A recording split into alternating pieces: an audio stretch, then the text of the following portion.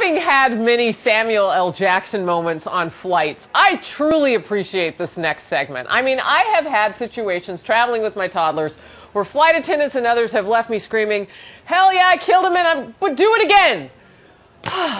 Is there some help for we travelers? You bet there is. Ron Kaufman is here. He is Uplifting Service, the author of that.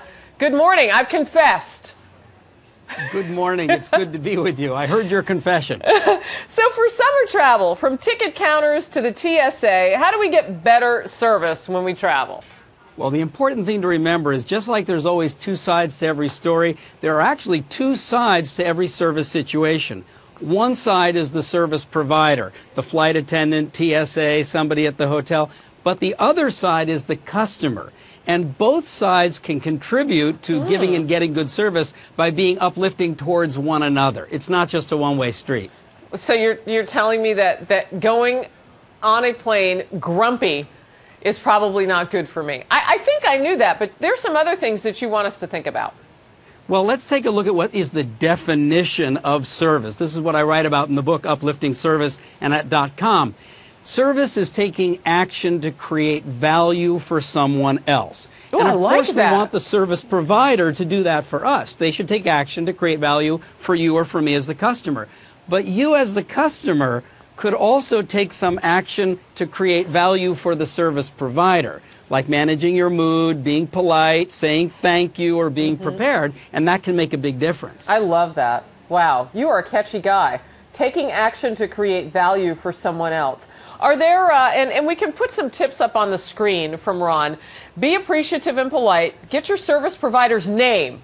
Oh, that's interesting. Sure, and use it. Say thank you, Harris. Thank you to the person who's actually serving you. You know, I work at night. I often take early Monday morning flights, and I'm traveling with toddlers and my husband. Right. He's a teenager, basically. I don't always feel number 3 on this list at 5:30 in the morning at JFK. Be upbeat. Provide information just the way they want it. What does that mean? Well, it means if you need service, if you need help, you could have whatever data or information the service provider may require. And remember, they have some procedure, some process. So rather than just showing up and throwing it all at them, you might start by saying, "Thanks so much for helping me. I've got my information ready. Let me know how would you like me to pass it to you." Make it easier for them to serve you. Oh, you know what? I like you, Ron, because you're enabling me to manipulate things in a positive manner. Confirm next actions. That sounds very military. Well, actually, you just said the key word, which is enabling. And what you're really looking to do is build a culture where everybody is enabling each other to give better service and then, of course, to enjoy better service. Whether that's with a customer or a colleague or throughout the entire company or in our entire culture. So something like confirming next action is just being able to say, "Thank you. I understand then that you'll be doing XYZ in time 1, 2, 3. I like Makes that. it easier for people to make and keep promises. Yeah, it's like an RSVP on a promise. Real quickly, when appropriate, commiserate. So does that include to the flight attendant? You know, I really miss the days when you guys wore those shorter skirts. What do you mean? No.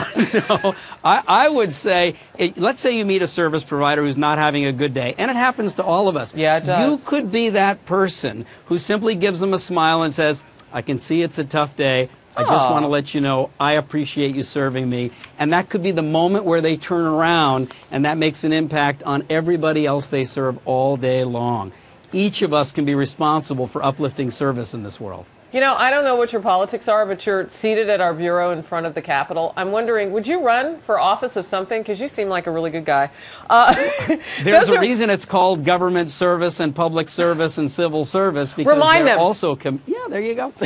Okay. Ron Kaufman, author of Uplifting Service. He's uplifted us on this Thursday. Thank you. Come back anytime. Thank you so much. Now next to me, who was giggling through